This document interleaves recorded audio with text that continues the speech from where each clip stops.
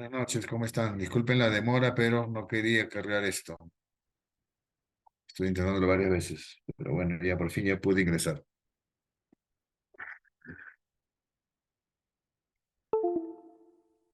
Por si acaso, ya he estado corrigiendo ahí algunos exámenes, ¿ah? Ahí seguro van a ver sus notas. Voy a seguir corrigiendo después de la clase. Eh, acá.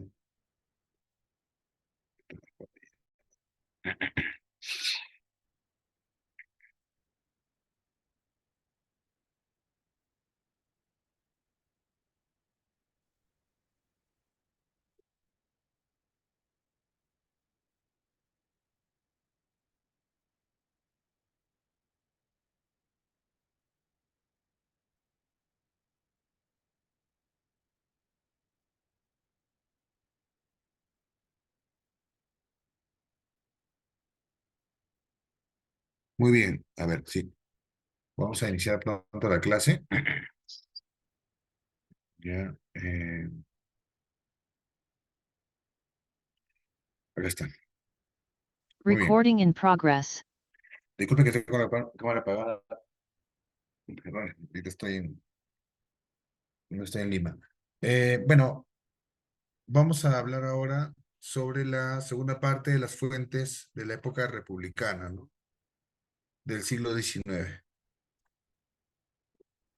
La clase pasada estuvimos hablando sobre las constituciones, las colecciones de leyes, ¿no? Libros de tratados, los archivos legislativos, etcétera. Ahora vamos a entrar de repente un poco de otro tipo de fuentes que pueden existir. Una de las fuentes más interesantes del siglo XIX obviamente va a ser la prensa, ¿no? En el Perú el siglo XIX fue el siglo de la prensa, por la gran variedad de periódicos, ¿no? Que aparecieron de todo tipo, que abordaba diversos aspectos, ¿no? Y básicamente tratar de tener una clasificación de la prensa del siglo XIX es un poco complicada, ¿no? Pero he hecho un esfuerzo de tratar de identificar como cinco momentos importantes donde, claro, supuestamente predomina un determinado tipo de prensa, ¿no? La primera va a ser la prensa gaditana, es decir, luego de la aparición de la prensa en el siglo XVIII, la prensa solamente va a ser regentada y controlada por el gobierno español, ¿no? Por el gobierno virreinal. Pero cuando los sucesos de España con la ocupación napoleónica y con la reunión de Cortes, se declaró la libertad de imprenta en todo el virreinato, en toda la monarquía española. Entonces, lo que implicaba de que esa norma, que llega al año siguiente al Perú, implica de que los periódicos ya no necesitan la autorización del gobierno virreinal para poder imprimir. Entonces ahí surgieron toda una serie de periódicos, como el Peruano Liberal, ¿no? De los cuales muchos de estos periódicos informaban y empezaban a discutir respecto a la circunstancia política, ¿no? Incluso algunos ya tenían algunas ideas de índole separatista, ¿no? Recuerden que en ese contexto se va a iniciar el proceso de independencia de Hispanoamérica, en 1809. Y la prensa, en el caso peruano, va a ser muy importante, ¿no? La prensa gaditana solamente va a tener 3 años de vigencia, dado que cuando la Constitución de Cádiz vuelve a suprimirse en 1814, simplemente el virrey Abascal ya cierra todos los periódicos, ¿no? Manteniéndose solamente la Gaceta de Gobierno. El primer periódico de esta época es el Peruano, de Gaspar Rico de Angulo, ¿no? No, un periódico que solamente duró 2 años, con muchas ideas contrarias al gobierno Desagradable. de Abascal, obviamente, pues va a provocar la molestia y la publicación de un periódico llamado El Verdadero Peruano, ¿no?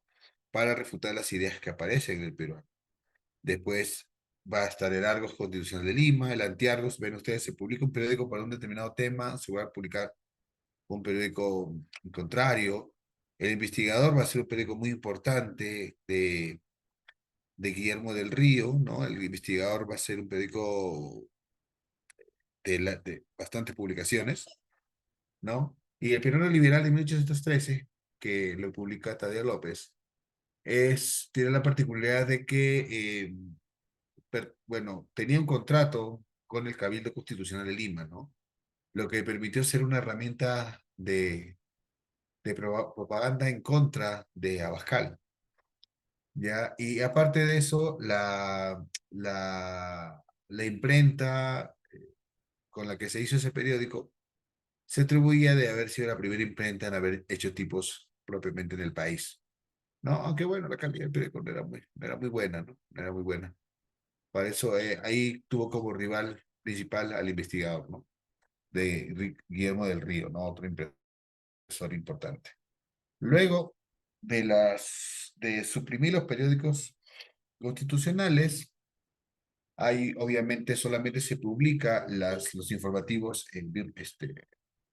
oficiales, obviamente la Gaceta de Gobierno, y en ese contexto, la guerra continental continúa y, y en el momento en que la guerra continental se traslada al Perú con la llegada del Ejército Libertador, inicia otra etapa interesante. El Ejército Libertador inmediatamente va a traer una prensa, en la cual va a empezar a imprimir tanto volantes como periódicos, ¿no? Y principalmente va a ser el, el boletín del Ejército Unido Libertador del Perú. Por otro lado, por otro lado, de nuevo se restituye la libertad de imprenta en el Perú en 1820, y ahí es cuando aparecen periódicos como El Depositario o El Triunfo de la Acción, ¿no? Que eran pluralistas. Y a medida que avanzaba el Ejército Libertador, Bernardo de Monteagudo en el norte, ¿no? En el norte chico, publica el Pacificador del Perú, ¿no? Como periódico pues en contra del triunfo de la nación, ¿no? Y ahí aparecen interesantes periódicos como cuando ya San Martín se instala, ¿no? En Lima y ya se abre, pues, ¿no? Eh, eh, Se abre, pues, la libertad de imprimir, entonces aparecen periódicos muy políticos que empiezan a hablar de la importancia de la separación política de España, la independencia, y también, obviamente, el tipo de gobierno, el tipo de gobierno. Y eso, obviamente, tenemos ahí el americano, los Andes Libres o el Sol del Perú, y el más importante va a ser la Abeja Republicana, es más recordado porque es el periódico donde escribe Faustino Sánchez Carrión, ¿no? Y aparte otros más, ¿no? Es una época importante, ese 21, 22 años de debates importantes con respecto a la forma de gobierno. Y por otro lado, los propios gobiernos que se instalan publican sus periódicos, ¿no? Que va a ser, por un lado, el caso de Lima, la Gaceta del Gobierno Lima Independiente, ¿no? O sea, publicado por el gobierno de San Martín, y que luego va a ser, pues, va a tener cambios y sigue siendo publicado hasta el 25, hasta el 26. Y por otro lado, la Gaceta del Gobierno Legítimo del Perú, que es la gaceta propia del gobierno de la Serna que se publica en el Cusco, ¿no? La gaceta propia del gobierno virreinal, ¿no? Los, lo interesante de este periodo es que la imprenta sale de Lima, ¿no? No solamente Lima se va a utilizar, va a ser el único espacio para imprimir, sino ya va a aparecer Cusco y van a obviamente eh, imprimirse en otras ciudades, ¿no?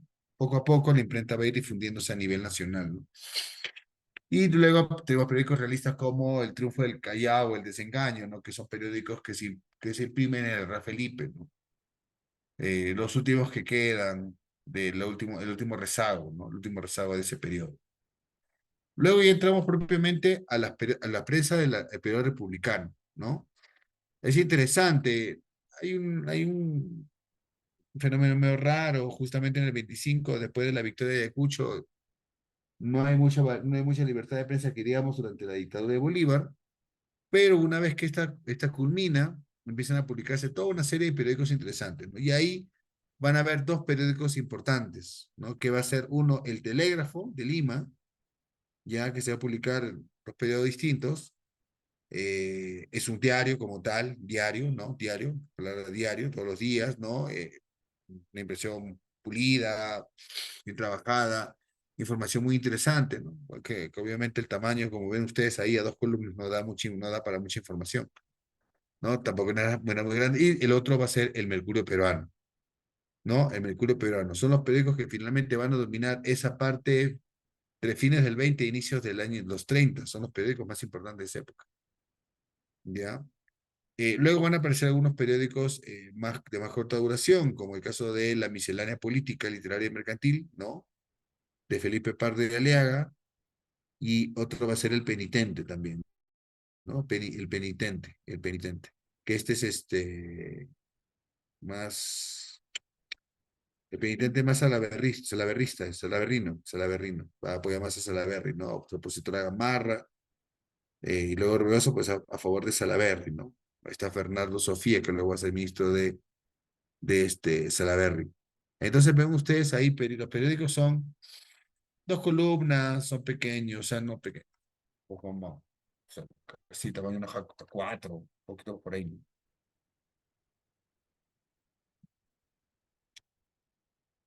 Y por otro lado, también en ese periódico, bueno, aparece una prensa oficial, que va a ser, bueno, tenemos la de gobierno, que se crea un periódico llamado el Periódico Independiente, que es el germen del peruano actual, ¿no? Que existe, pero durante los años 20 o 30 cada gobierno empezó a refundar el periódico, ¿no? El propia prensa peruana, que fue durante el gobierno de Lamar, el conciliador durante el gobierno de Gamarra, el redactor peruano lo puso el Orbegoso, la Gaceta de Gobierno fue de Salaberry, ¿no? Y el Eco del Protectorado fue de Santa Cruz.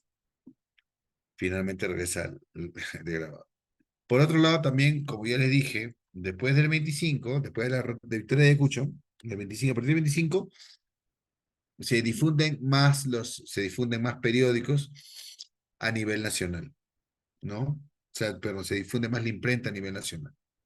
Entonces aparecen publicaciones interesantes como el Museo Erudito, que en el Cusco, o el Sol del Cusco, que fue un periódico clásico, un periódico que tiene el nombre actualmente, y tal, o en Arequipa, como aparece la primera Arequipa, la sede de Cucho, y el Republicano, que el Republicano va a ser el más importante, de Arequipa, el Republicano. El resto, la primera Arequipa es la primera, luego la sede de Cucho, que es del gobierno, pero aparece el Republicano. Y el Republicano, que es de Ibáñez, del impresor Ibáñez, es el que va a tener una mayor duración, ¿no? Y luego esta prensa genia, muy política, es una prensa muy política, pocos avisos, es pequeña, es muy partidaria, ¿no? Va dando espacio a periódicos de repente que tienen un poco de otro interés, ¿no? Más comercial, ¿no? Sí, sí, espacio político, pero sí, por supuesto, pero tienen un tema mucho más comercial, ¿no? Finalmente, eh, logran captar la atención de la población y obviamente generar recursos importantes, ¿no? En primer lugar tenemos el comercio, ¿no? En primer lugar tenemos el comercio. Comercio es el más importante periódico, bueno, de la historia del Perú, obviamente, fue fundado por un chileno, Manuel Munátegui y Alejandro Villota, un argentino, ¿sí? Y que a diferencia del resto tiene un formato mucho más grande, ¿no? Y ahí vemos ahí tres columnas, la idea de tener información comercial directo, pero también es un periódico que tiene mucho aspecto político, ¿no? Y sobre todo su poder se da a través de, pues, el dinero que consigue, bueno, al final le va muy bien al periódico, las alianzas que hace con gobiernos de turno, pero también obviamente el financiarse a través de la publicación de los remitidos, ¿no? Que eran pequeños artículos que uno pagaba para publicar un artículo para incitar a otra persona, ¿no? A hablar sobre un tema X. Eso, entonces eso era el principal ingreso de estos periódicos, ¿no? Luego tenemos el famoso Espejo de mi Tierra, periódico costumbrista de Felipe Pardo de Aliaga, el clásico. Bueno, luego en los 40 está el Correo, un importante periódico anticlerical de Francisco Pablo Vigil, ya, o la Bolsa de Manuel Ascenso Segura, y uno interesante que va a ser, poco estudiado, que va a ser el Heraldo de Lima. El Heraldo de Lima era un periódico de formato grande, importante. Igual, columnas, 3 o 4 columnas, ya. Fue fundado por Luciano Benjamín Cisneros y Luis Pacheco. Lo interesante de este periódico es que es muy contrario a Castilla, ¿no? Entonces Castilla lo manda a cerrar. Entonces, ante la censura, lo que hace el periódico es publicar una edición en hojas en blanco. Es la primera que yo he visto eso. Creo que de ahí otra vez fue cuando fue la República, lo del golpe de Chino, ¿no? El 5 de abril. Pero acá no, publicó la edición completa, la edición totalmente, ¿no? Con algunos dicen, no, toma decisión del prefecto de tomarle la imprenta, y todo columnas vacías, ¿no? Columnas vacías. Es una prueba interesante. Bueno, igual, este periódico no dura porque fue muy confrontacional pues, con Castillo, ¿no? Fue muy confrontacional, entonces obviamente por eso fue cerrado y ya no pudo durar más tiempo. Tenemos luego el registro oficial, que es el periódico de Chenique, y un periódico interesante de esta década va a ser El Murciélago, ¿no? El Murciélago, que es un periódico muy esporádico, que se va a publicar en diferentes periodos, y es un periódico de carácter satírico, ¿no? Escrito por Manuel de Fuentes y obviamente caracterizado por el uso de caricaturas políticas, ¿no? De lo cuales por ahí hemos visto algunas y vamos a ver ahora más adelante otras. Entonces tenemos prensa oficial, prensa satírica, y luego también tenemos prensa religiosa, como el Católico, ¿no? Un periódico, obviamente, patrocinado por Bartolomé Herrera, ¿no? Bartolomé Herrera, importante figura del conservadurismo, ¿no? Justamente los últimos años de su vida, pues, financia este periódico, ¿no? Una época muy interesante, que es la época en que se da la constitución que suprime, pues, el rol subyuga el rol de la iglesia, ¿no? Frente al Estado. Y tenemos luego la revista de Lima, ¿no? La revista de Lima, que es ya de carácter literario cultural. O sea, vemos acá que hay varios tipos de periódicos y se va diversificando, ¿no? Diversificando el contenido de varios de ellos. Y he suprimido bastantes periódicos de acá porque hay un montón de muy buenos periódicos, muchos que son poco trabajados, ¿no? Luego tenemos, bueno, luego obviamente con la llegada de prensas ya de vapor, con la llegada de prensas a vapor, ¿no? Y obviamente mejoras en la tecnología de composición, van a aparecer los periódicos de gran formato, ¿no? O sea, las prensas a vapor van a permitir, y creo que lo habíamos hablado, van a permitir que se impriman más periódicos, se impriman más ejemplares de un periódico. Y obviamente en formatos mucho más grandes, con mejores diseños, ¿no? Entonces, allí uno de los periódicos más importantes de la década del 60 va a ser el Mercurio. Ya es un periódico político, comercial, ¿no? De Manuel Atancio Fuentes, muy interesante, con comunicado, gacetillas, anuncios. Ustedes ven la pulcritud de ese ejemplar. O sea, yo le estoy poniendo ahí la portada de un ejemplar del Mercurio, de edición dominical. Muy raro ver una edición dominical de un periódico en esa época y con los grandes avisos, ¿no? En la primera plana, ¿no? Los grandes avisos de la Gran Almacén, la edición de viñetas. Y la pulcritud, el trabajo, y ahí obviamente tienen que ver muchos factores, es muy superior al comercio, pero sin embargo el comercio lo que ha hecho es pervivir. El comercio, si compara, si un día por posibilidad de ver el comercio con el Mercurio en calidad es mucho mejor, pero sin embargo no sobrevivió mucho tiempo. Igual es el tiempo, ¿no? El tiempo es otro periódico interesante de Nicolás de Piérola, ¿no? Que trata de vender el periódico a un bajo precio, ¿no? Tratar de bajar los precios, tratar de llevar a una gran cantidad de público, ¿no? Y Porra señala que pues este periódico inaugura el periodismo llamativo, ¿no? Él habla del escándalo, es una época que el Perú está enfrentando esta crisis de la España que va a devenir en la guerra, ¿no? Por eso también es clausurado el periódico. Y obviamente, después de que hay esta guerra civil y que vence el gobierno de Lorenzo Prado, se funda el Nacional, ¿no? El Nacional es uno de los grandes diarios del siglo XIX, ¿no? O sea, es uno de los más importantes que ha habido en ese siglo, ¿no? O sea, ahí ha habido importantes personajes como Juan Francisco Pasos, José Cero Chacaltano, Francisco Flores Chinarro, principales personajes liberales. Ahí también estuvo detrás el general César Canevaro, ¿no? Que por ahí seguro escuchó el nombre de la avenida. Importante militar, que es el que financia. Finalmente, después de su muerte, ya es ¿no? que pierde el protagonismo o financiamiento del Nacional. Y el Nacional fue el periódico más grande que se publicó. O sea, en un determinado año, que por los 70, el Nacional se publicaba en un tamaño gigantesco, enorme, enorme. ¿No? Yo he revisado ese ejemplo, enorme. Si el Mercurio es grande, Nacional llegó a publicar más grande.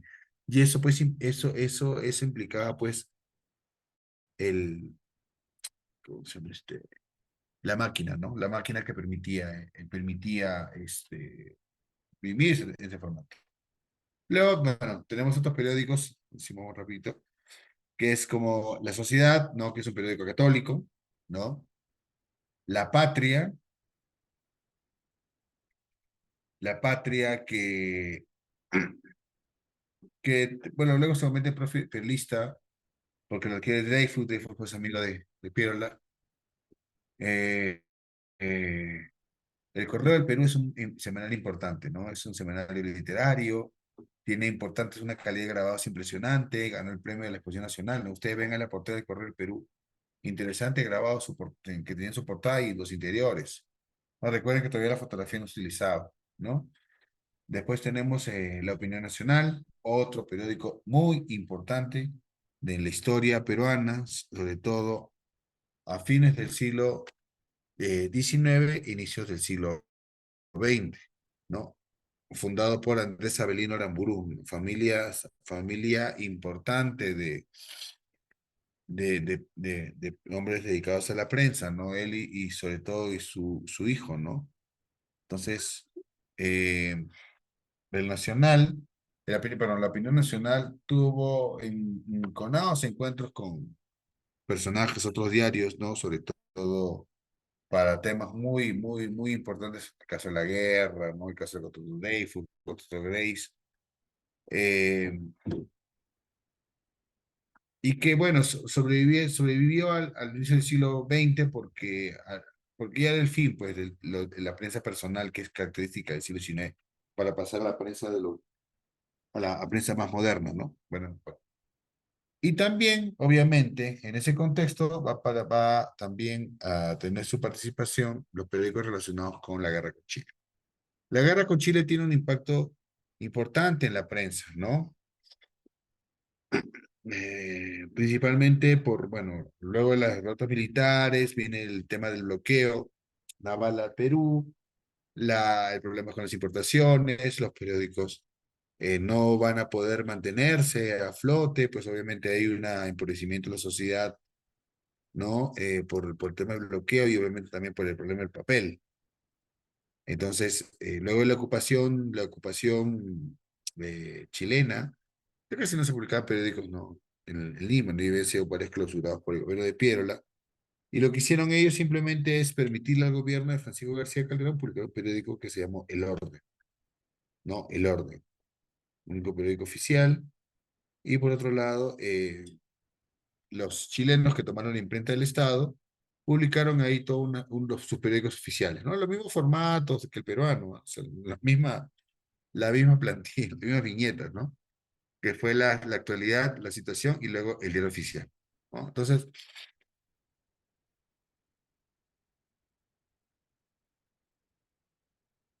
Es interesante ver cómo, bueno, hay un quiebre, pues obviamente hay un efecto importante en los medios. Claro que los medios luego se van a recuperar, ¿no? Obviamente, ¿no? De repente no tanto con el mismo ímpetu, pero van a aparecer propuestas interesantes, ¿no? Bueno, tenemos La Reacción, que es un periódico cajamarquino, ¿no? De iglesias, ¿no? Y que luego se publica en Lima. Aparece El Callao, de Darío Arruz. Ese periódico todavía existe. El Callao de Darío Arruz todavía existe. Está ahí en su local en el centro del Callao. Está ahí nomás al lado del Club de Sport Boys. No sé si alguien lo conoce, ¿no? El local del Callao. ¿Ya? Y claro, es un periódico ya de alcance menor, ¿no? Eh, sus, sus, sus primeros ejemplares es perdón, que decía que era muy limitada su publicación, ¿no? Publicación, ¿no? Era muy limitada su publicación. O sea, porque, claro, más que todo era Callao, Callao, no, circuito Callao. Y muchos, muchos de los primeros ejemplares ya no existen, ¿no? O sea, no se han perdido. Y otro, bueno, hay una revista importante que ha aparecido en el fin del siglo XIX, ha sido el Perú Ilustrado, ¿no? Es un semanario gráfico, de sesión de grabados, ¿no? Es de un italiano, Peter Gazzagalupi, viene al Perú, ¿no? Que viene al Perú y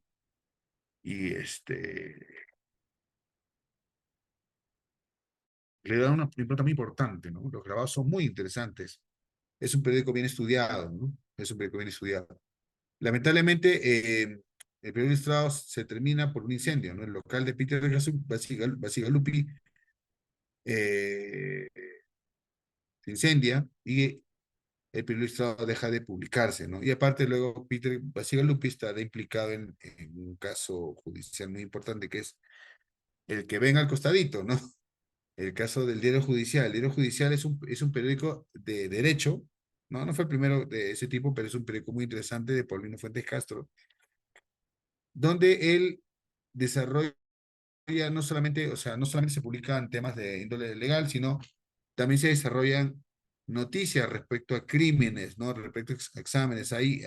Es un momento en que está entrando a tallar en la criminalística, formándose un poco la ciencia criminalística, ¿no? La antropología, ahí va, y la antropometría, ¿no? Por ejemplo, ¿no? Va entrando ahí con fuerza. Entonces, justamente por el mes de febrero había casos interesantes, ¿no? Que se publicaba en el diario judicial y uno obviamente el asesinato de, no me acuerdo quién, en el que estaba implicado Peter Gazzaglupi, ¿no? Que luego huye del país. Y luego también, aparte de estos periódicos que son obviamente propios de los grandes empresarios, tenemos la prensa obrera, ¿no? La prensa obrera, que es tenemos El Artesano, ¿no? Que es la prensa publicada por la Sociedad Artesanos y los Mutuos, ¿no? Y El Obrero también. Y luego ya empiezan a tallar los periódicos más relacionados con ideas nuevas, como La Luz Eléctrica. La Luz Eléctrica es un periódico donde se puede ver cómo va entrando poco a poco el anarquismo, ¿no? En la prensa. Y luego, obviamente, va a surgir una importante cantidad de prensa anarquista, ¿no? Sobre todo ligada, pues, obviamente, a los sindicatos, ¿no? Que surgen entre fines del siglo XIX e inicio del siglo XX. Entonces, hasta aquí la prensa del siglo XIX. Vamos a continuar con la prensa del siglo XX en las siguientes dos clases. Luego vamos a ver otro tipo de documentos importantes que son las memorias, ¿no? Las memorias en sí es un género literario propiamente, ¿no? Es decir, ¿no? Es una persona, ¿no? Algunos consideran una subclase de la autobiografía, ¿no? Es una persona, pues, generalmente un líder político, no un militar, una persona que ha participado en un acto importante, donde hace una reflexión, hace un recuento de un hecho, de algo, de lo que ha vivido, ¿no? Eso es una memoria de lo que ha hecho, lo que no ha hecho, de lo que ha pasado en su región, en su país. ¿no? Hace una memoria. Entonces ahí hay toda una variedad interesante, ¿no? Memorias personales, pero también memorias de ministros o prefectos, ¿no?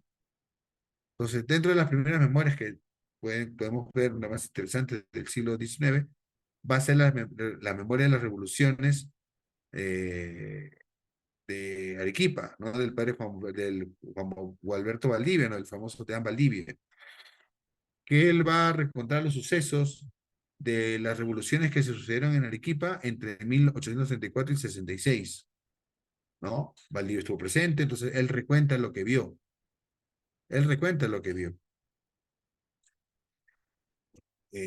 Como yo le dije, en el siglo XIX, Arequipa era pues el centro de las revoluciones, ¿no?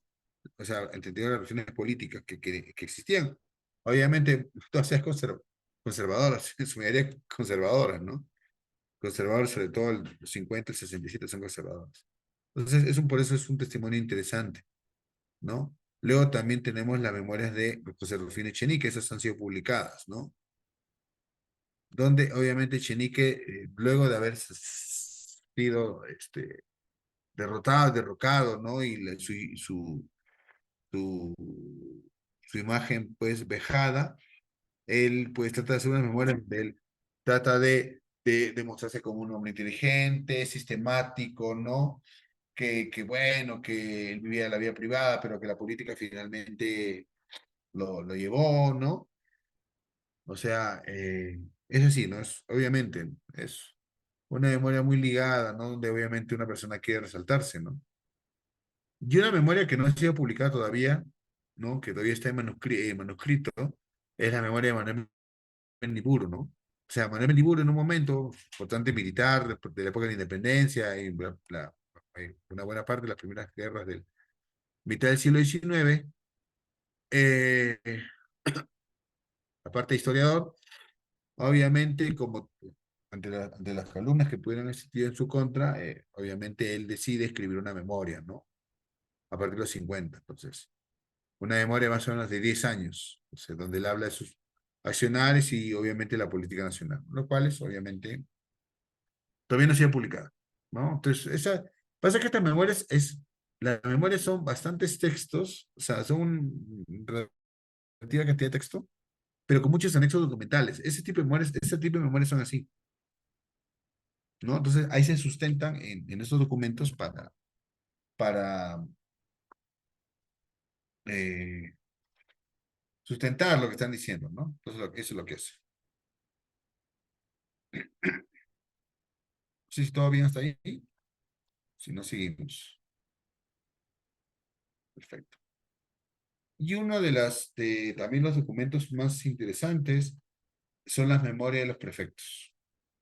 Muchas impresas, muchas manuscritas que existen, ¿no? Que están en archivos, que están en bibliotecas, ¿no?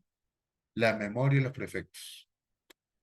O sea, los prefectos existen desde el inicio de la República, con bajadas y subidas. Pero más o menos hacia mediados del siglo XIX, los prefectos están obligados a presentar una memoria de su gobierno. Es decir, el periódico que ellos ejercen la prefectura tiene que presentar una memoria, ¿no? Tiene que informarse, donde se informa, pues, obviamente, los progresos, la región, qué cosa ha adelantado, qué obras se han hecho. Y lo interesante es la información detallada de lo que hay, ¿no? Miren ustedes ahí lo que puede darse en la memoria del prefecto, ¿no? La gendarmería, sobre la educación. Y todo eso lo vi el prefecto. Información sobre cuántos colegios había, cuántos alumnos estaban en las escuelas, dónde estaban, cómo se movía el servicio judicial municipal, ¿no? En el caso de tener puertos, los ferrocarriles, puertos, quiénes estaban, quiénes visitaban. Obviamente en esa época pues había que existía el pasaporte, ¿no? Pasaporte para moverse entre regiones. También el tema del comercio e industria, correos y telégrafos también, ¿no? Eso también es información interesante. Información de beneficencia, cementerio, entierros, hospitales, ¿no? Cuándo había, quiénes estaban ahí, ¿no? Qué caminos se habían hecho, qué obras. Es interesante. Las memorias de prefectos son muy, muy, muy importantes, ¿no? Pues es una fuente indispensable para conocer sobre la historia del interior del país, ¿no? Obviamente. Y luego vemos, a ver, los diarios personales, ¿no? Los diarios personales. ¿Qué es un diario personal? Se considera, obviamente, se considera como un subgénero de la biografía, ¿no? La biografía, que es la escritura de la historia, de la vida de una persona, y dentro está obviamente la autobiografía, que es la escritura de una persona, ¿no? Yo escribo mi autobiografía, ¿no? Entonces, el libro personal, más que todo, donde se escriben textos fragmentados, ¿no? Con fechas, supuestamente es un tema de recuerdo, ¿no? De recordar qué cosa hice de repente hace muchos años, uno de repente no recuerda. No sé si algún día una persona, alguno habrá tenido un diario personal, ¿no? O no, ¿no? Yo sí recuerdo mi madre tenía uno, por ejemplo, ¿no? Que notaba sucesos y que se anotaban de vez en cuando, ¿no? Sucesos importantes. Y ahora no, ahora prácticamente eso se ha reemplazado por otro tipo de... Alguien se quiere que guardar algo que pasó, bueno, está el Facebook, ¿no? Está el Facebook para que te diga, no, esto pasó hace tantos años, subiste esta foto, subiste en tal lugar. Entonces, eso funcionaba de esa forma.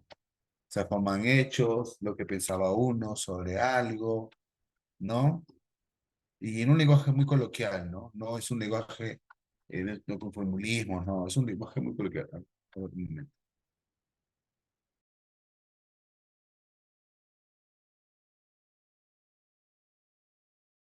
Listo. Bueno, como le decía, entonces, dentro de los libros personales, vamos a ver algunos. Vamos a ver algunos de los personales. Un diario interesante va a ser el diario de viajes del presidente Orbegoso, ¿no? Escrito por el padre José María Blanco. O sea, el presidente Orbegoso decide en 1835 justamente hacer un viaje, ¿no? Hacia el sur, en un contexto donde están pues ahí la guerra con Salaverry, la presencia de Santa Cruz y Bolivia, con la idea de hacer la Confederación Perú-Boliviana, ¿no?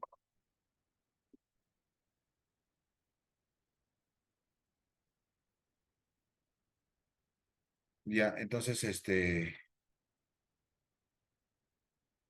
eh, bueno, como decía, entonces, en el viaje, el diario Orbegoso, que hace poco se encontró la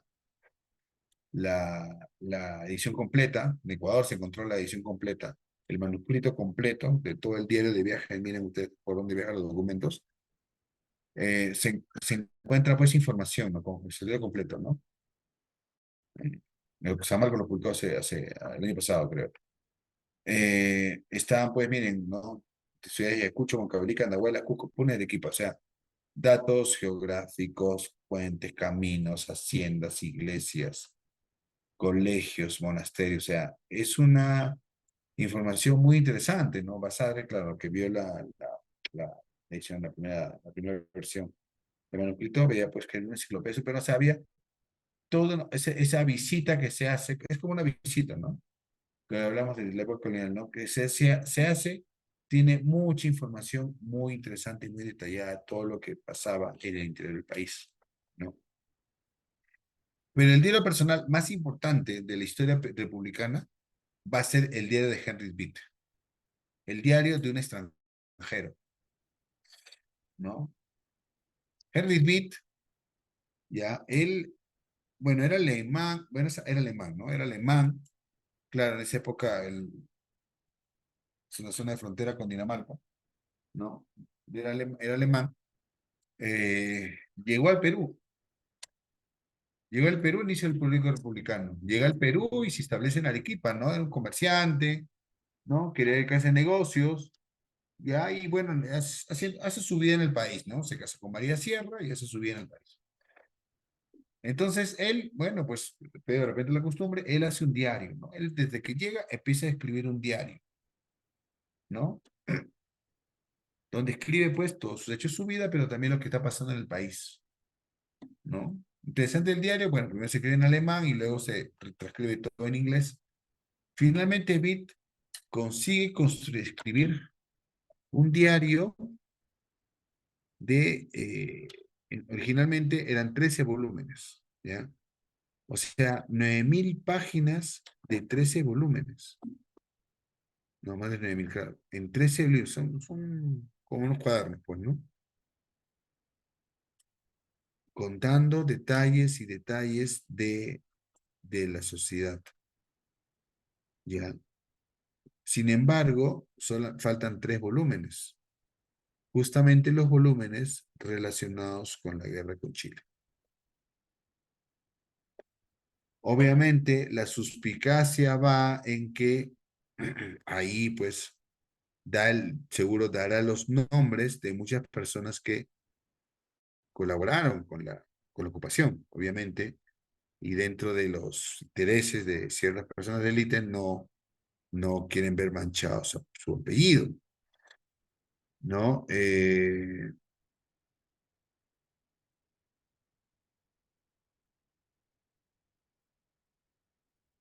Los diarios se mantuvieron por manuscritos por mucho tiempo. Hay una foto de los diarios completos. Se llegaron a ver todos los diarios en un determinado momento. Creo que Basara llegó a verlos todos completos. Y luego fueron desapareciéndose. Dicen algunos en la época de Prado que algunos de los descendientes, que son los Garland, ¿no? Se emparentó con los Prado. Bueno, son habladurías, ¿no? Son cosas sin confirmar, sin confirmar. Pero lo importante es que el diario tiene una abundante información. O sea, son distomos, una abundante información. Habla de la sociedad, la jerarquía, que los vínculos, ¿no? Información económica, todo tipo. O sea, y bueno, ha tenido la suerte de que hace unos años se haya publicado, o sea, obviamente se publicó en inglesa. No para traducir todo, pues es imposible. En los 80 se publicaron en 2 volúmenes unos extractos, ¿no? Como Testimonio del Perú, algo así, si no me equivoco, ¿no? El de Henry Beat. Bueno, Beat murió acá, bueno, y está enterrado todavía, está enterrado en el perito maestro. Pero finalmente se pudo hacer una edición de todo el diario de los 10 tomos. En inglés está totalmente libre, libre. Es impresionante la cantidad de información que tiene, ¿no? Y lo bueno es que está en PDF, pues uno puede buscar palabras, ¿no? Pero está netamente en inglés, completamente en inglés, ¿no? Imposible hacer una edición de todos los 10 tomos en español, sería, pues, la traducción demoraría, pues, años. Y ya sería innecesario en una época como esta. Bueno, luego tenemos a los viajeros, ¿no? Los viajeros. Los viajeros también dejaron un testimonio importante sobre el Perú, ¿no? Los viajeros son las personas que llegaron al Perú por X motivos o diferentes motivos, ¿no? Haciendo de paseo, de comercio, de investigación científica, en lo cual ellos describieron, ¿no? Describieron la geografía y las costumbres peruanas, ¿no? Y muchos obviamente dejaron testimonio gráfico, ¿no? Desde Edward Popping, que era alemán, naturista, ¿no? Leicester Moe, y una de las más importantes en eso en la República va a ser Fradistán. Fradistán viene con la intención, eso creo que conocen la historia, no sé si han visto la película, yo no la he visto mucho, que es mala, pero Fradistán, ella es de Francia, es una peruana francesa, su padre era peruano, que tiene toda una vida, ¿no? Fradistán tiene toda una imagen ganada como una gran mujer luchadora social, en un momento del llamado socialismo utópico en Europa, el feminismo, también figura el feminismo. Pero como tal, Flatistan lo que hace es venir al Perú, ¿no? Con la idea de reclamar la herencia de su padre. Y ante la negativa, bueno, el tipo que está acá ante la negativa, ella pues lo que hace simplemente es, bueno, pues, como una información y luego en Peregrinaciones de una paria, describe pues cómo era la sociedad peruana, pues sobre todo principalmente arequipeña, principalmente arequipeña, ¿no? Entonces es una publicación muy importante, muy interesante. También las de Schudy también son, las de Jacobo von Schudy, también son muy importantes, ¿no? Con también el tema de las imágenes, paz, explosiones arqueológicas. La semana pasada estaba en Huamachuco, ¿no? En Huamachuco, que ahora se ha investigado con una cultura propia, ¿no? Que después sé que fue conquistado con los Wari, Huamachuco, Chuy estuvo en Huamachuco en el siglo XIX, por ejemplo. O Black Radi, que también es otro. Radi también. Radi estuvo entre Lima, Cusco y Arequipa, ¿no? o Rugendas, Jean Maurice Rugendas, que es el autor de, de ese dibujo hermoso de la Plaza Mayor, ¿no? Él la hace, ¿no? O Castelnau, por ejemplo, Francis Castelnau y Paul Margot,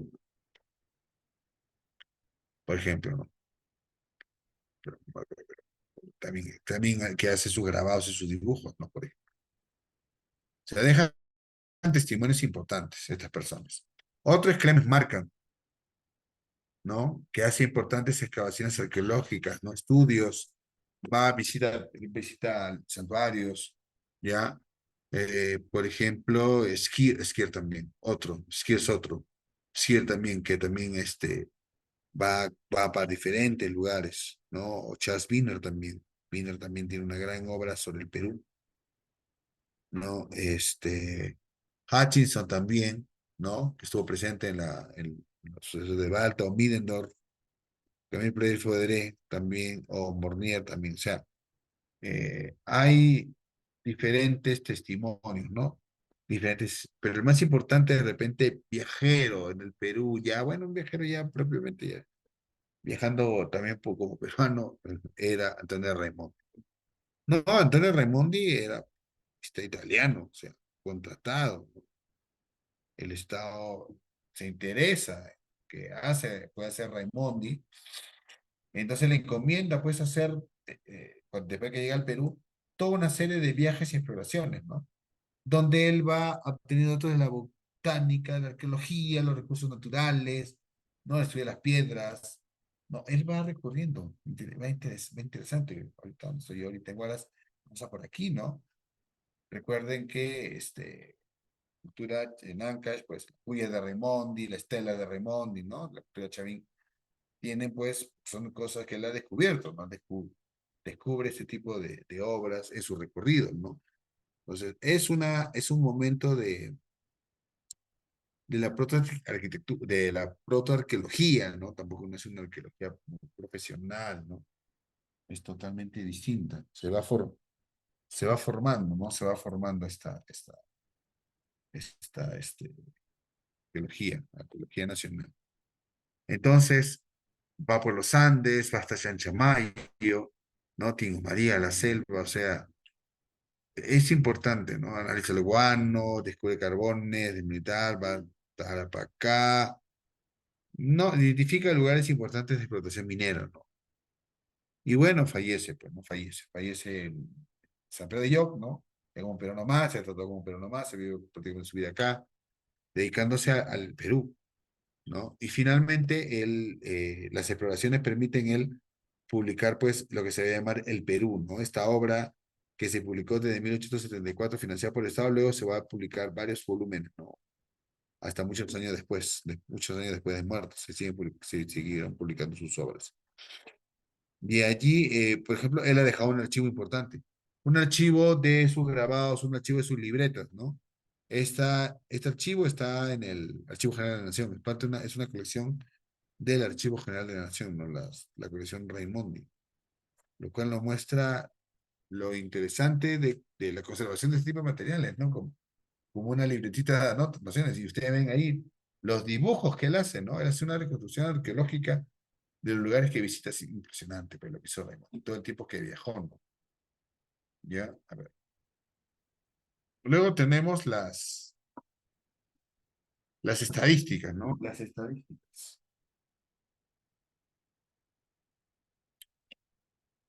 Ahora vamos a cerrar porque ya no quiero pasarme la hora.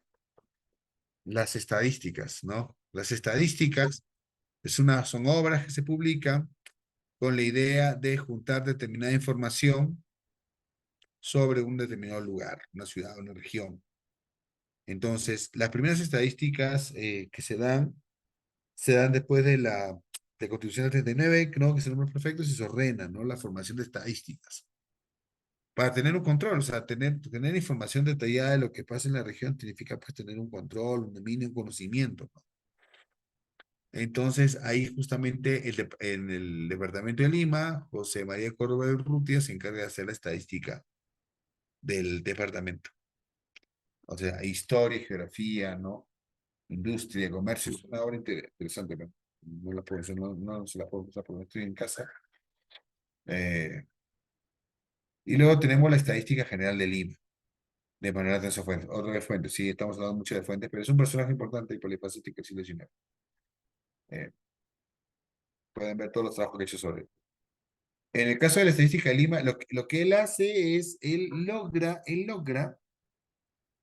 que el Estado le financie un grupo de gente que vaya recolectando esta información, ¿no? O sea, sí, en la estadística hay un tema histórico, porque ahí habla de la historia, de costumbres, describe costumbres, pero también mucha información detallada, ¿no? Donde que se recopila, ¿no? ¿Cuántas bodegas hay? ¿Cuántos fontaneros? ¿Cuántos barrotes? ¿Cuántos primer sombreros? Tal, tal, tal, ¿no? Como dicen, hasta los lugares de diversión pública también eran contabilizados, ¿no? O sea, había un ejército de gente contando eso y logra la publicación de la estadística, ¿no? Finalmente, ¿no? Que luego él va a replicar después en otro libro que va a ser Lima, Puntos Estadísticos y Costumbres, ¿no? Por París. Y ahí lo interesante es la publicación de, por ejemplo, este mapa, ¿no? El mapa de la estadística 58, el mapa de Lima, también es una ciudad murallada, ¿no? Y en el caso de las estadísticas, la estadística es algo que se va desarrollando de manera interesante, pues, en el siglo XIX, ¿no? Fuentes va a ser uno de los principales propulsores, ¿no? Se va a hacer un censo importante en el año 76. Hubo censos muy locales, ¿no? Por ejemplo, Lima tiene el censo del 60, el 66. Hace semanas estuve en Cusco, vi el censo de la ciudad de Cusco del año 66 también, sí, 66, 67, ¿no? Esos documentos manuscritos, que está manuscrito, son importantes su conservación, ¿no? Y obviamente su difusión.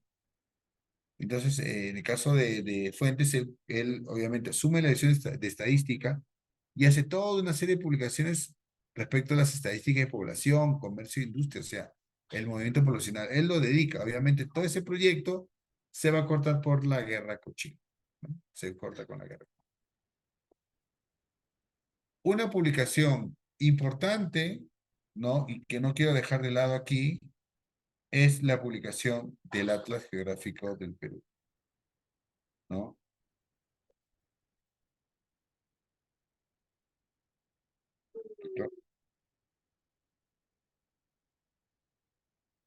Va a ser la publicación del Atlas Geográfico del Perú, escrito por Mariano Felipe Pasoldán, ¿no? Lo interesante de este atlas es que, bueno, tuvieron que recurrir, sí, o sea, ir en París, se compone el primer mapa del Perú republicano. Es decir, el Perú, desde su creación política como tal, en 1821 como república, no tenía un mapa. Y recién va a ser en el año 65 que se encargue un mapa. En el año 65 se va a encargar un mapa. Como ustedes ven ahí, ¿no? No es un mapa tan exacto, no es el que nos ha enseñado en el colegio, ¿no? Pero más o menos es lo que se consideraba, se calculaba era el Perú, ¿no? Entonces, ahí hay, eh, se demarca pues obviamente las circunscripciones administrativas, ¿no? Hay viñetas alrededor, ustedes ven alrededor del mapa, viñetas con figuras alegóricas en ciudades, ¿no? En general, ¿no? El mapa es un mapa grandazo, es un gigantesco es. Entonces, el Atlas obviamente es un documento primero de su género. O sea, el gobierno peruano que en momento tenía plata invierte pues en la publicación de este Atlas, ¿no? O sea, la idea es saber qué cosa es el Perú, ¿no? Como territorio, como espacio, hasta dónde vamos, hasta dónde existe, ¿no? Entonces, el mapa también obviamente permitía obviamente el tema de la ayuda de gestión del territorio, ¿no? Conocer bien la ubicación de determinados pueblos para saber las distancias respecto a sus capitales.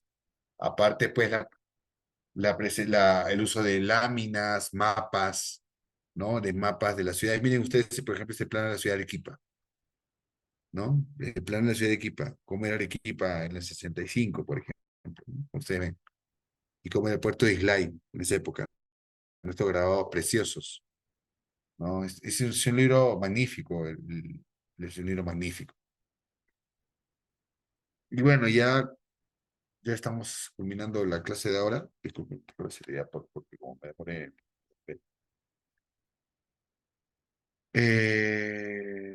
Bueno, creo que habíamos hablado un poco de esto, ¿no? Que antes del accidente de la fotografía, y por ahí algunos mencionaron en el examen, las personas, para conservarse, o sea, conservar una imagen de ellas, seguramente tienen que pintarse.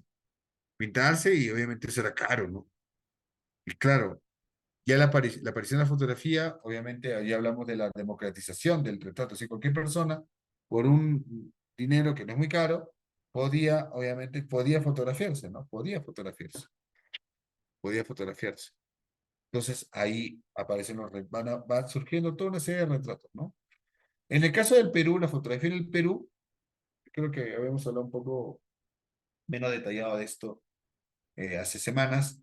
La fotografía llegó en 1842, ¿no? Llegó como el daguerrotipo. ¿Se acuerdan? Ese instrumento que permitía la captura de una imagen para colocarlo sobre un... ¿Se acuerdan qué superficie? Una superficie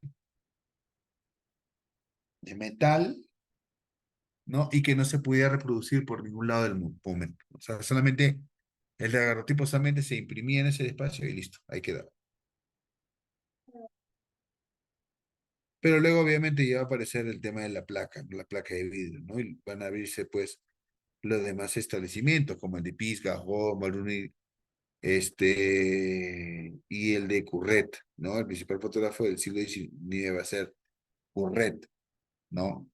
Y Curret era francés, ¿no? Era francés, un francés que llega al Perú y que, bueno, él llega solamente para aprender, ¿no? Aprender el tema de la fotografía, sí, y se convierte pues en la persona que es testigo y plasma pues todo el tema de la guerra, ¿no? La ocupación, como la fotografía inferior, ¿no? Donde está la fotografía de Chorrillos destruida, ¿no? Fotografía tomada de los altos, ¿no? De Chorrillos, por ejemplo. Entonces, él funda el estudio fotográfico, le llama Fotografía Central, ¿no? Que está actualmente en General Unión, y desarrolla su labor, ¿no? Su labor de fotógrafo y también de componer, ¿no? Como en el caso de, por ejemplo, la imagen de la patria, ¿no? Es una imagen compuesta, o el caso de la ama con la niña, ¿no? La mezclaba, tapada completamente, porque el objetivo era fotografiar a la niña, ¿no? A la niña, a la hija de una familia de abolengo. Entonces, esos cambios, esa evolución de la sociedad limeña, obviamente es la que va a captar, ¿no? Y también durante el siglo XIX en el Perú se va a utilizar mucho las cartas de visita, ¿no? Las cartas de visita no son oriundas de acá, son francesas. En Francia se utiliza la caja de visita y como una fotografía de pequeñas dimensiones, ¿no? Donde una persona decía, bueno, te he visitado, ¿no? Entonces te doy una fotografía de una persona. Pero claro, también se vuelve obviamente un objeto de coleccionismo, ¿no? El caso de estas tarjetas de visita, ¿no? Las tarjetas de visita llegan en 1859, ¿no? Y en 1860, como era barato imprimir, simplemente pues se imprimieron un montón, ¿no? Se empezó a imprimir una importante variedad, ¿no? De diferentes sucesos, personas, como que por ejemplo, el caso Bolognesi o una joven aristocracia, o hechos relevantes, como que todo eso se hace en las tarjetas de visita. Creo que ya hemos hablado sobre sellos postales, todo. Entonces, las tarjetas de visita, obviamente luego van a decaer su uso, ¿no? Ya no se va a utilizar, ¿no? No se va a utilizar ya la carta de visita, ¿no? Pero sí es una fuente muy interesante. Vemos ahí incluso pues que personajes como Manuel Atanasio Fuentes utiliza una tarjeta de visita para burlarse de sí mismo, ¿no? Esta es una carta que él elabora, ¿no? Una tarjeta, perdón, de visita que él elabora, ¿no? Elabora con la intención de burlarse de los periodistas del este, 50, de La Voz del Pueblo, ¿no? Sebastián Lorente Rafael Díaz, ¿no? ¿No? Se burlaba de ellos. O pues retratos como el de Bolognesi, de personajes importantes, ¿no? Prado, Grau, ¿no? Que es nuestra tarjeta de visita, damas de la sociedad, o hechos importantes, como el caso del Congreso Americano que se hizo en Lima, ¿no? Y en el caso de Huáscar, ¿no? Por ejemplo, tenemos una imagen de él que según ese momento, pues, se distribuyó un montón, ¿no? Es decir, ¿quién no quisiera tener la fotografía del barco héroe de la guerra con Chile. Estoy hablando en el contexto de la guerra. Ojo, en el contexto de la guerra propia, ¿no? Porque todas las correrías del Huáscar eran conocidas y eran admiradas, ¿no?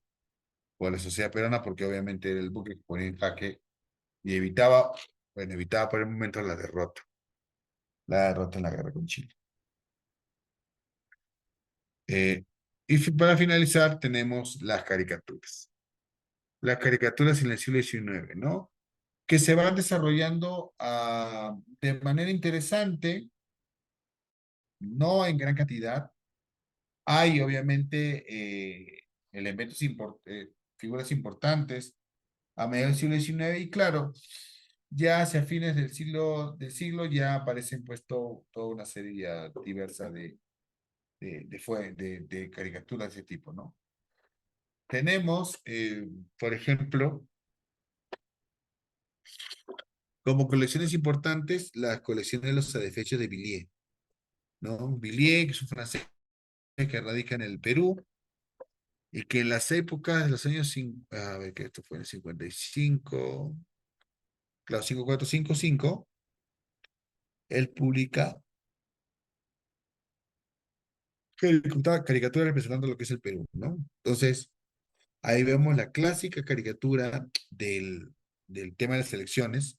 Es una crítica al liberalismo, ¿no? Porque ellos consideraban de que los que tenían que darle voto a todos, incluidos pues obviamente los ex esclavos, ¿no? Y a los indígenas, la gran masa de los indígenas, pero sin embargo acá se burlaba de esto porque acá ustedes ven la imagen del indígena abrazando a un político, pero que obviamente le dan dinero, pero también ellos reciben dinero de otro, o sea, también para apoyarlo, ¿no? O el caso, o la imagen clásica de el presidente Chenique, ¿no? Extrayéndole todo lo posible a la vaca, ¿no? Que representa al Estado peruano, ¿no? Y ahí al lado de Crisóstomo Torrico, como su ministro de guerra, ¿no? Que permitía eso. Por otro lado, tenemos las caricaturas de Manuel Atanasio Fuentes. Son caricaturas interesantes, también obviamente de la política, ¿no? Habla también de ahí cómo eran cómo eran las elecciones, ¿no? La imagen de arriba habla de las elecciones. Y la imagen inferior acompaña al artículo El Congresista, ¿no? O sea, ahí lo que hace Fuentes es representar a un congresista cuando llega, cuando está y cuando se va del Parlamento, ¿no? Cuando llega empobrecido, cuando está manteniéndose y cuando se va rico y poderoso, ¿no? Cualquier pareció con la realidad es pura coincidencia, ¿no? Pero es una crítica, sí, Fuentes hace muchas caricaturas sobre eso, ¿no? Y también se hace caricaturas del contexto de la guerra con Chile, ¿no? Ahí he puesto como ejemplo la imagen de William Rebolledo, el almirante de la Armada chilena, se burlan de él por su fracaso en la búsqueda de la captura de los barcos peruanos en el Callao, ¿no? En un momento en que, cuando Grado se va hacia el sur, con Independencia, Chile va hacia el norte y se cruzan y no se ven. Entonces, llega a Callao donde están los barcos y obviamente acá se burla de eso, ¿no? Se burla de esos Fuentes, ¿no? Tenemos caricaturas también muy políticas, con muchos significados que son, por ejemplo, El último día del César, que es esta caricatura donde se ve al presidente Manuel Pardo ingresando al Senado como si fuera Julio César, ¿no? Y atrás ahí el personaje, hay varios personajes que pasan por ahí, ¿no? Malta, Alessandro Montero, Nor Gutiérrez, Piérola, ¿no? Entre otros. Pero lo interesante de esta caricatura es que vaticinó en medida lo que le pasaría a Pardo años después, ¿no? Después de dejar al presidente el año nomás, Pardo sería asesinado en el Congreso, ¿no? Entonces, lo mismo que Julio César cuando ingresa al Senado romano. Y ya para terminar, a fines del siglo XIX, en la prensa pues aparecen unas caricaturas muy viscerales, muy duras, muy fuertes, donde pues el principal representante va a ser el Leguito Fray José. no es un periódico de corta duración, pero con caricaturas fuertes, ¿no? Muy fuertes. Por ejemplo, la caricatura de Cáceres sobre los restos de los sublevados en Santa Catalina, por ejemplo, ¿no? O el caso de caricaturas contra Piero y Cáceres, como la Claudia. Entonces, hemos hecho un recorrido, un barrido así general de las fuentes del siglo XIX. Así que bueno, ya el viernes, sí, que está en Lima, ya podremos hablar de las fuentes del siglo XX. No sé si alguien tiene alguna pregunta hasta aquí, alguna consulta. Profesor, una Este, consulta sobre las sí, caricaturas, ¿eran censuradas en esa época o no? Ya que se burlaban de claro, prácticamente de todo lo que era del sector político. se cerraban, se buscaban cerrar los periódicos muchas veces, obviamente, sí, claro. O qué tipo de censura te refieres tú?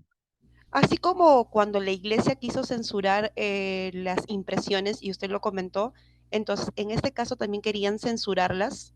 Ah, no, lo que había antes era el control previo, pero en esta época no, porque la antes habría libertad de prensa, o sea, había libertad, o sea, nadie hacía un control previo de lo que se publicaba, no, nadie hacía un control previo, acá simplemente Entonces, salí, punto, entonces por la salí, libertad de punto. prensa era que salían entonces esas caricaturas.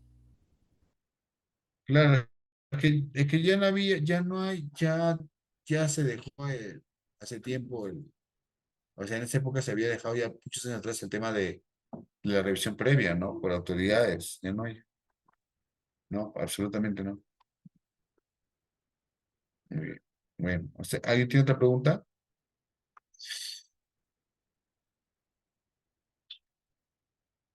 Profesor, con respecto a los diarios personales, si bien es cierto, tienen las anotaciones, ¿no? Del autor desde su perspectiva de lo que ha vivido, ¿pueden ser considerados como fuentes primarias de información?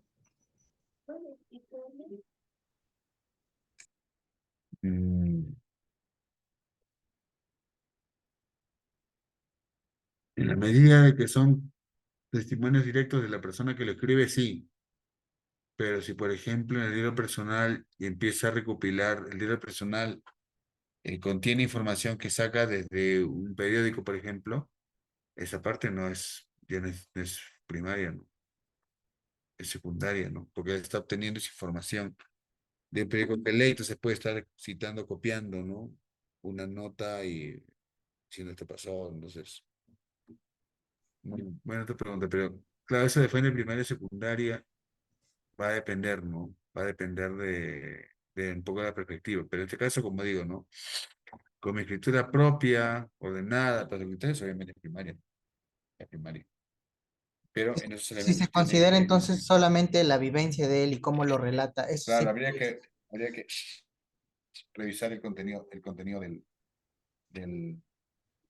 del diario, ¿no? Claro. Como tal. Ok, profesor. Bueno, pero mientras no cargue la asistencia de estudiantes, porque no carga, no carga.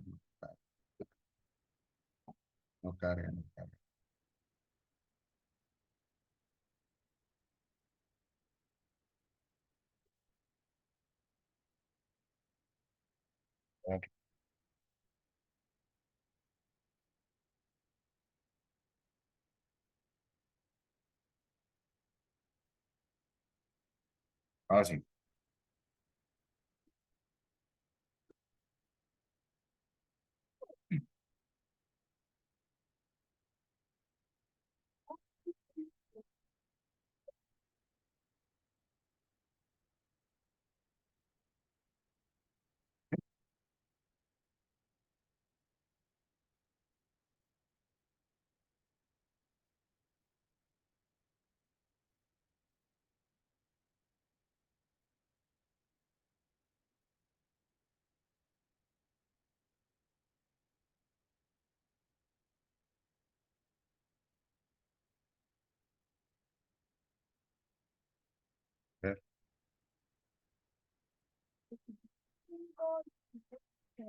A ver, vamos a pasar lista. A ver, todos atentos, por favor, que solo pasó una vez.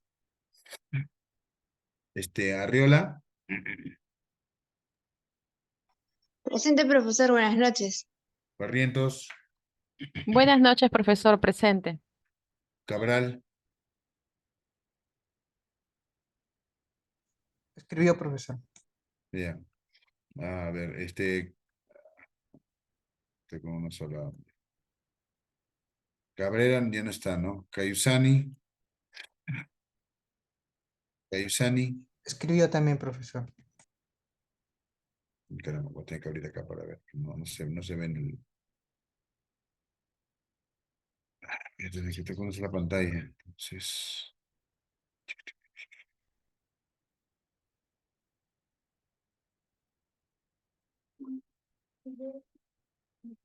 Te voy a achicar esto para poder ver la pantalla. Acá está.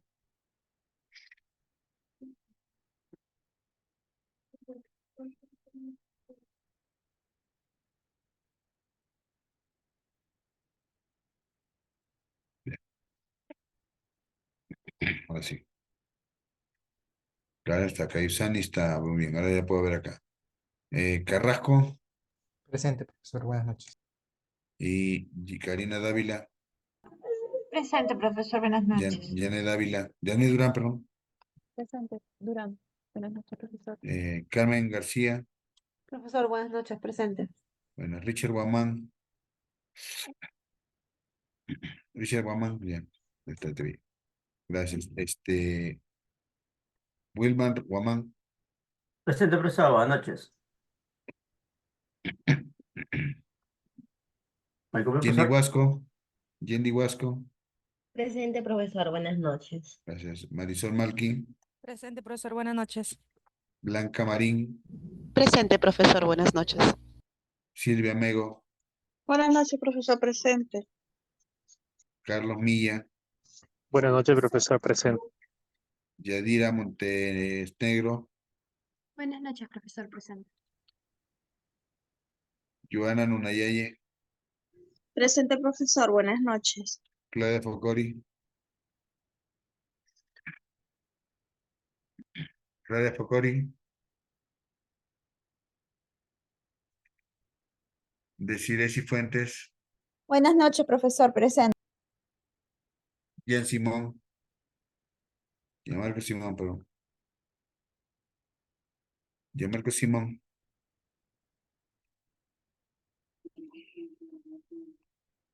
Hay 24, tiene que estar uno. A ver, ¿dónde está?